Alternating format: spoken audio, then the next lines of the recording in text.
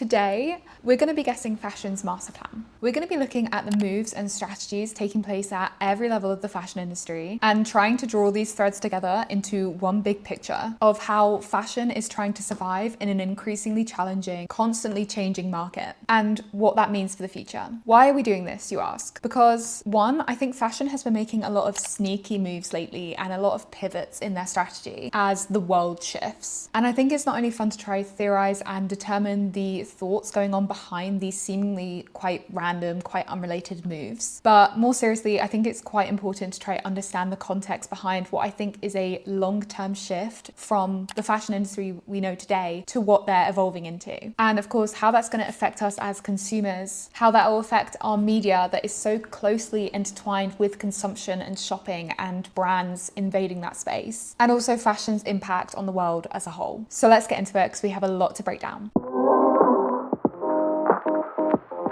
Before we do, welcome back to my channel. My name's Katie. I talk a lot about fashion, sustainability, and consumer behavior. If that sounds good to you, then subscribe to this channel, follow me on my social medias, and let's get into it. So like I said, I think fashion has been changing a lot lately, and brands have been changing a lot lately just to survive in the current landscape. If the fashion industry we think of today was visualized as a game of chess, we might think that there are two very obvious games going on between two sets of opponents. Ultra fast fashion versus fast fashion brands in one game, and mid-size or influencer brands versus luxury in the other. It's probably what logically makes the most sense, with seemingly similarly matched opponents competing at similar skill levels, or in this case, consumer spending brackets. But I don't think the fashion industry and the levels of brands is as clear-cut as this anymore, if it ever was. I spoke in a recent video about how the adoption of fast fashion principles throughout the fashion industry has made it so there's no longer a clear line between where fast fashion starts and where it ends. Now, increasingly, it feels like instead of having two chessboards with equally matched players, there's one big chess game with 4 different opponents, all competing against the other 3 to survive in what is a very challenging game, rife with geopolitical uncertainty, an economic crisis, and changing consumer spending habits. Maybe chess, a game that is famously normally played by only 2 players, isn't the best metaphor to describe my thoughts on this, but I think the visualization of one of those players having to think 3 steps ahead for their own strategy, whilst also navigating their opponent's moves in order to win against all of them, is a better representation of what's happening in the fashion space today. But give me a chance to explain it better. Basically, we're trying to determine what ultra fast fashion, mid-tier and influencer brands, and luxury fashion has been up to in the past few years. Why they're making specific moves that seem kind of random, but I think point to larger shifts in the fashion industry, and how this is gonna completely upset the fashion industry that we've kind of become used to in the past few years. Insert something about moving pawns and winning game strategies for the chess metaphor, which, if you can't tell, I've never played chess in my life, so I think it's time we abandon this metaphor, but you kind of get my point. I want to start by talking about ultra fast fashion and then really fast fashion, because I think fast fashion brands are the ones not only making the most moves, but have also had to deal with the most volatility in their market, and that's really interesting how they're adapting to it. But definitely stick around, because I think luxury is actually the most concerned about this shift and they're making the most moves. So I think that will also be super interesting. Basically watch the entire video.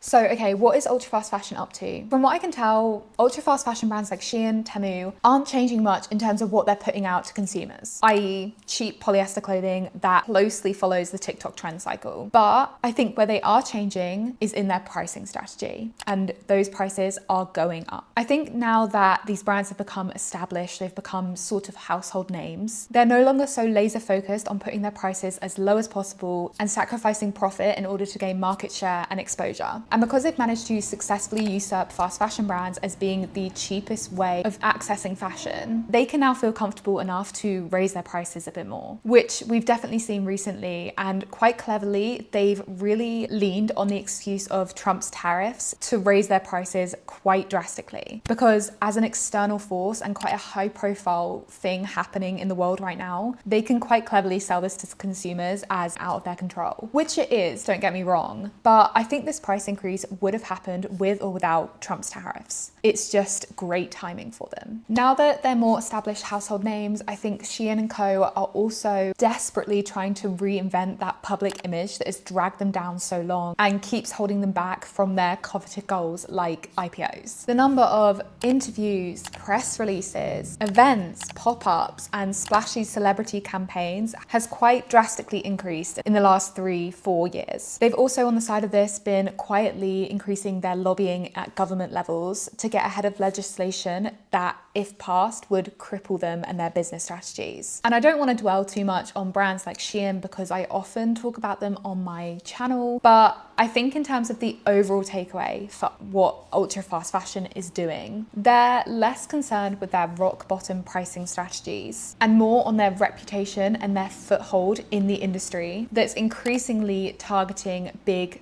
well-known polluters. And because of these shifts, because of this interest in increasing their brand awareness and putting up their prices, I'd argue that ultra fast fashion is actually slowly taking the place of fast fashion brands. Not in all ways, because obviously production levels are quite a big part of what makes an ultra fast fashion brand ultra fast, but in terms of brand strategies and pricing. I think that quite nicely takes us onto what fast fashion is doing. And in terms of the brands we quite typically associate with fast fashion, theirs has been the most volatile and quite stressful area, I'd argue, in the past few years. They've had to deal with ultra fast fashion brands coming to steal their market share and underprice them to steal customers. And they've also had to deal with this rising expectation from consumers that if they are going to pay the higher price for fast fashion, then the quality of that fast fashion should be better, because otherwise, why would they pay higher prices when they could just go to Shein? And because of this, they've been struggling massively. Maybe, okay, it isn't the whole reason why fast fashion sales are down. There are a whole host of reasons, including the fact that in this general economic climate, fashion spending is not high on a lot of people's lists. But I do think the general sentiment of distrust towards the entire fashion industry's quality and value for money perception has made a massive dent in these brand sales. I think in response, fast fashion has been trying to find a solution to this that says to consumers that they are better quality than ultra fast fashion, that they can offer more. And one of the ways I think they've been doing this is the continued launch of premium fast fashion that we've been seeing. H&M, Zara, Gap have all launched premium lines that supposedly justify a notable hike in prices, but are often just an imitation of the luxury aesthetic that still heavily rely on trend-led pieces and have been called out for being not noticeably better quality than the main collection, making it not that much different from the rest of the brand's offerings, except for the hefty price tag. I definitely haven't seen great reactions to this online. Obviously, you're going to get people who like it, but at least in my circles, there's been a general distrust of what brands are saying is premium. Some brands are obviously seeing the value in this and actually doubling down on this strategy and taking it even one step further by hiring creative directors for their fast fashion brands. Creative directors, notably, with luxury backgrounds. Zach Posen for Gap, Jonathan Saunders for And Other Stories, Claire Keller for Uniqlo. These are all well enough names in the fashion industry that there's been some hype and some excitement when they've been named as the new creative director for a fast fashion brand. And I think it's a weird enough move that we need to talk about why it's happening and what brands are trying to achieve here. I have a few theories, obviously. One is quite clearly the aesthetic of luxury fashion that fast fashion is trying to emulate, and working with these celebrity designers that have come from luxury fashion brands will kind of lend this gravitas and authenticity to their collections, perhaps. And especially in this climate of quite luxury and conservatism being the macro trends, I think it's a pretty understandable reason for fashion brands doubling down on this. But I think the deeper reason for this might be fast fashion trying to convince people that it has more to offer than the ultra fast fashion brands that have so easily copied and underpriced them. And this is going to be a recurring theme throughout the video, to be honest, this idea of fashion at all levels of the industry trying to convince consumers that they're worth it in some way, that they can offer them more than just polyester and trendy designs that fashion has kind of made a name for itself for. I know I said that hiring a creative director was quite new and exciting, but actually historically, designer and celebrity collaborations have been known to happen in fast fashion, and historically they've done really well. So I think in that respect, it's a very obvious explanation about why fast fashion is now trying a new version of this with creative directors. But I think it's a bit deeper than that. This is a permanent role. This is a permanent pivot towards luxury from fast fashion. Hiring a creative director says that you want your brand to have a vision, a defining aesthetic, that you want to play the role of trendsetter rather than trend follower, which is something that fast fashion has not been concerned with in the past. Their history of copying luxury runway shows and then whatever was trending on TikTok has meant they haven't really needed to develop their own voice until now, when the market is so overcrowded and oversaturated and anyone can copy anything and prices are having to be put up because of a number of reasons in this economy. Brands almost have to find a justification for those prices, but also a justification for their own relevance. And I think the move of putting a creative director in place is a step in a new direction. Before we move on, I wanted to point out about how this could inadvertently be quite good for sustainability. Because if fast fashion is pivoting towards a more luxury designer drop mindset and attempting to win back consumers by increasing the quality of their products, then it could result in less collections, less clothing, and items lasting longer. But of course,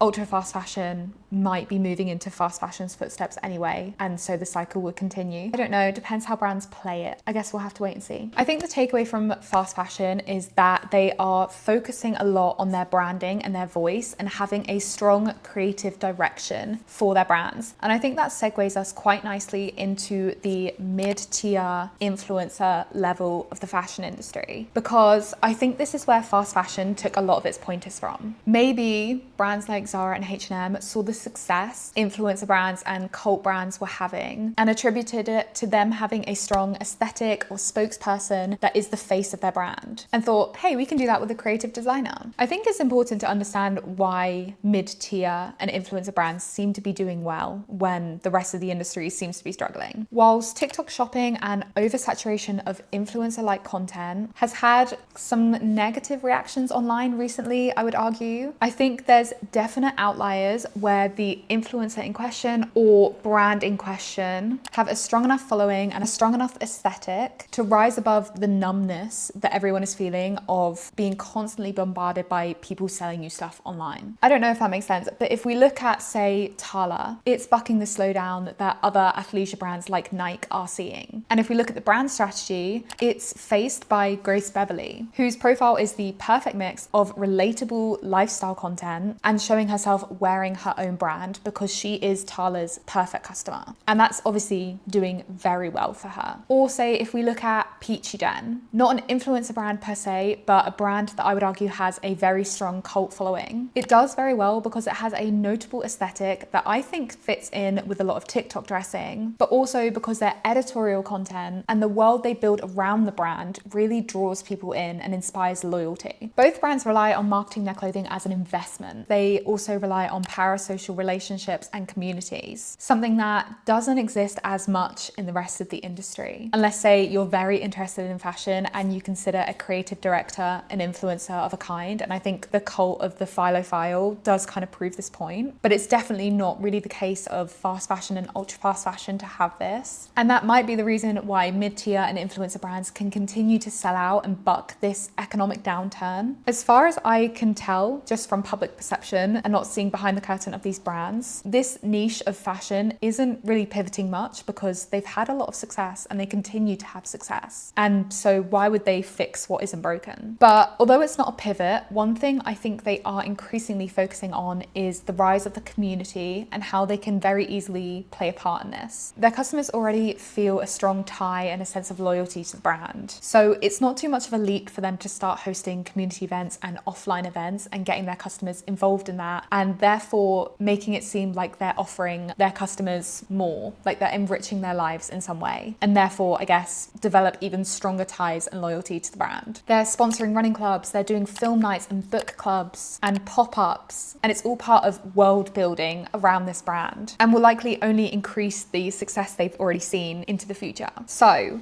Knowing where the rest of the industry is, I think it's time we look at luxury and how they're positioning themselves. For one thing I've noticed, luxury is rethinking exclusivity. We first saw it with the Row and their no phones rule at their shows, but now I think a whole host of brands are thinking more carefully about who they invite to their shows and who gets access to the front row of their shows in particular. And I think this is a direct reaction to the fatigue around TikTok culture and dupe culture and the trend cycle fatigue that's happening in the zeitgeist. I think luxury has realized that it's drifted quite far away from their historical association with exclusivity and the cultural power that gave them in making their products seem worth the high price tag. And I think with the rise of dupe culture making it seem like anyone can access these luxury items, I mean, you only have to look at the work in Birkin situation for this. Luxury is trying to draw a line in the accessibility of their products by controlling the exclusivity where they can. Maybe they can't stop dupe products popping up left, right, and center, but they can limit the access to their invite-only shows. And again, just as fast fashion's pivot towards an accessible luxury status was in reaction to ultra-fast fashion undermining them and taking their market share, luxury fashion is now pivoting towards exclusivity in reaction to fast fashion's move towards being the accessible luxury provider. Like I said, it's four-person chess. Luxury, I think, is also kind of paradoxically increasing their visibility. I say paradoxically because it kind of is in contrast to this move towards exclusivity, but I've been seeing a lot of luxury fashion brands increasing the awareness around the process that goes into making their items or showing like behind the scenes of what makes a luxury fashion brand. Interviews with the artisans they work with or how they source and design their collections. And I think this is a calculated response to the negative perception luxury has got of being too expensive for what you get. And my quick note here is that I think it's very interesting how often sustainability messaging is inadvertently pushed here, but brands also continue to ignore it. With this kind of content, the focus from brands is on showing consumers value for money, rather than, say, taking on the angle of showing their fair labor practices or their transparent supply chain. And I'm not saying I'm surprised. It definitely reaffirms my belief that sustainability is taking a massive backseat throughout the fashion industry as the economic and geopolitical situations worsen and they're kind of like fighting for their lives. But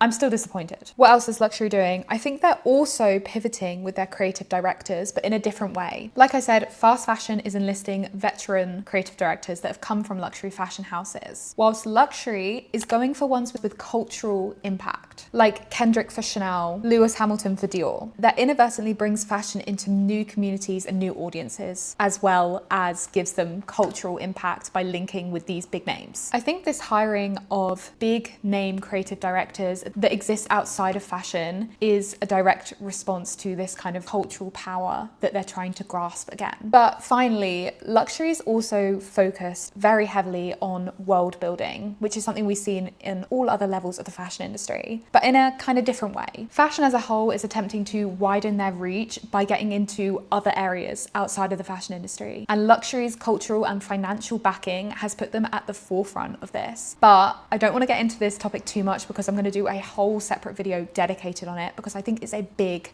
move and I think it's going to really shape the industry. So make sure you're subscribed and make sure you have notifications on so you don't miss that video because I'm really excited to do it. Okay, so let's talk about what conclusions we can draw from everything that I've just brain dumped at you and have a look at the big picture from all of those threads and little footnotes and stuff. I think the key things that stick out to me is, one, the fact that fashion is homogenizing and that the clear lines between the levels of the fashion industry are blurring. Ultra fast fashion is moving into fast fashion slot. Fast fashion is trying to move into a more cult influencer level, but also into an affordable luxury level, kind of taking on both levels at once. And luxury is just trying to widen their gap between them and the rest of the fashion industry by focusing on their exclusivity and cultural power. Bora. I think the only level that isn't changing that much is the influencer cult brand status, but I don't even know how long that will last and if they will start to get threatened by the fast fashion brands and have to innovate in order to differentiate themselves. I guess we're gonna have to see. My second takeaway is that there is a heavy focus right now on creative direction and making your brand stand out by having a very good understanding of your voice and aesthetic and branding in a crowded market. To borrow a point from that upcoming video I'm gonna do on